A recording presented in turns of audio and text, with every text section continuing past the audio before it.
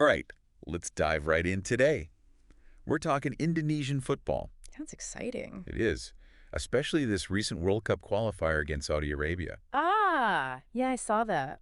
Well, we're going to, we won't bore everyone with the usual match recap stuff. Right. We're going deeper Love it. because this win, it wasn't just any win. No, not at all. It was huge E. Huge. I mean, first of all, we're talking about breaking a 15-game losing streak against them. Yeah, historically a tough matchup for Indonesia. Saudi Arabia, yeah, always a powerhouse. So to see not just a win, Right. but to see the way they won. Exactly. Yeah, there's so much to unpack there. And a lot of the buzz, Hmm? understandably, centers around this guy, Marcelino Ferdinand. Oh, yeah, he was incredible. 2 goals. Both of Indonesia's goals. I mean, could you And imagine? the pressure, the excitement, What a moment. it was something else. So we've got this great article from TVOnews.com. It really dives into, his performance, Oh, all the reactions, and what it could mean going forward. looking forward to that. One thing that really jumped out at me Hmm. was this idea that they had him playing kind of a free role Yeah, behind the striker. behind the striker. Right. And, for those who aren't super familiar with the, the tactical. The ins and outs of football, yeah. Yeah. What does that actually look like on the field? So basically, it gives him a lot of flexibility. He's not stuck to one specific position. So he can roam around. He can roam around, find those pockets of space, Gotcha. exploit the opponent's weaknesses. And that's what Marcelino did so brilliantly in this match. So he wasn't just waiting for the ball to come to him. No, not at all. He was dictating the play, drawing defenders, creating those passing lanes. Wow. So it's almost like he's kind of a playmaker, but even more dynamic. Absolutely. It's all about creativity, vision, and that ability to adapt on the fly. He's got all of that. So not just about like his own individual skill, Right. but how he elevates the whole team. Exactly. His movement off the ball was just as important as what he did with it. That makes a lot of sense. And one other thing I wanted to touch on was I saw the article mentioned even the AFC, so the Asian Football Confederation. Yeah, they're taking notice. They called him out specifically. What is that? I mean, that seems like a big deal. It is a big deal. I mean, think about it. The AFC has this vast scouting network, Right. and that network feeds into these top-level clubs, international tournaments. Oh, wow. So for them to recognize Marcelino, Yeah. it puts him on the map. So, like, doors are starting to open. Absolutely. Potentially playing in stronger leagues, getting that higher level of competition, the training. So it's not just about, like, he's going to be famous now. No, it's about opportunity. It's about development. Exactly, yeah. So we're potentially talking about, like, a turning point, a real turning point for him. It could be. And, this win, it's bigger than just Marcelino, too. Oh, interesting. Okay, what do you mean by that? It signifies potentially a shift in Indonesian football itself. All right, let's get into that then. Yeah.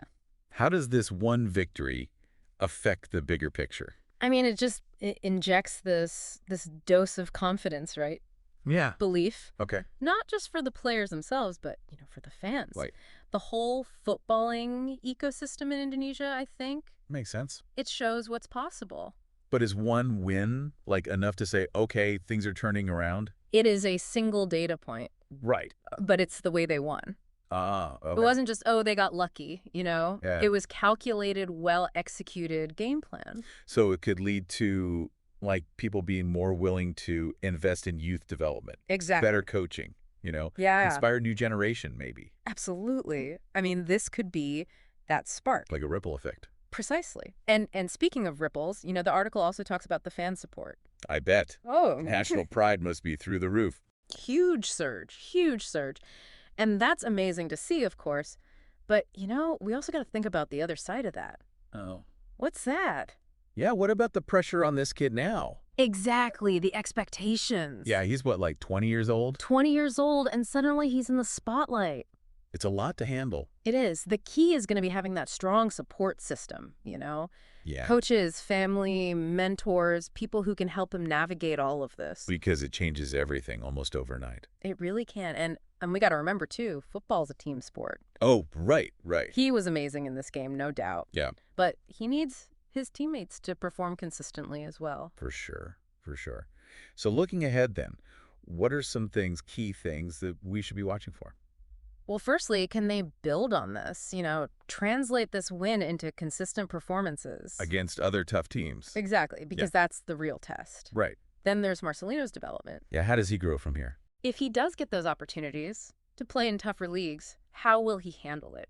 Good question. And then, zooming out even further, will this victory inspire those systemic changes? You talked about that earlier, yeah. In Indonesian football, more investment in youth development, that kind of thing. Sounds like a lot of exciting possibilities. It's a really fascinating time for Indonesian football. I bet our listener is eager to see how it all plays out. I think so, yeah. Marcelino's journey in particular is definitely one to follow closely.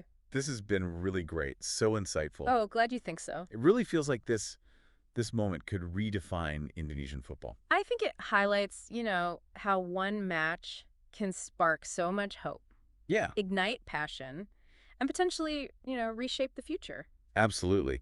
And for our listener, remember, those goals from Marcelino were something else. Oh, they were special. If you haven't seen them yet, I highly recommend checking them out. And the article we discussed even provides links to other news and discussions. Oh, perfect, if you want to dive even deeper. Exactly. So yeah, check that out. And that brings us to the end of our deep dive today. It'll be fascinating to see how it all unfolds. We'll have to revisit this story down the road and see what's happened. I agree. Until next time, thanks for joining us. It's wild, right? Like, you see that kind of performance, and it gives everyone this sense of hope. Oh, yeah, absolutely. What really stood out to you, I guess, from this whole deep dive? You know what? It's that reminder that sport's not just about the score at the end of the day. Right. It's about the stories, individual stories like Marcelino's intersecting with these national aspirations. That's so true. It's the human element, right?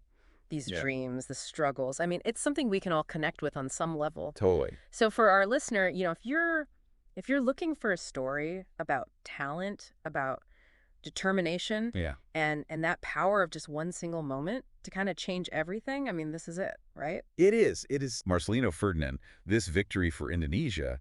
It's a testament to what makes this game, the beautiful game. I love that, the beautiful game. And who knows, maybe this is just the beginning, Yeah, that's the exciting part. Could be the start of something even bigger. I mean, only time will tell. For him and for Indonesian football, definitely a lot to watch. That's the beauty of it, the uncertainty, that potential. Keeps us coming back for more. Exactly, that constant evolution. Well, hey, thanks for joining us on this deep dive. It's been a pleasure as always. Likewise, always a good time. We'll be back soon with another fascinating story.